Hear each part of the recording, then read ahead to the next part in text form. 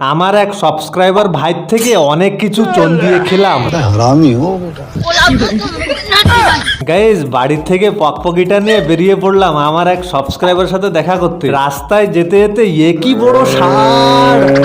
মার্কেটে এসে subscriber hero ভাইয়ের সঙ্গে একটু হ্যান্ডশেক করলাম। ভাই আমাকে বলল তোমার পকপকিটা রেখে দাও, আমার অস্ত্রটা নিয়ে চলো ঘুরঘুর করে আসি।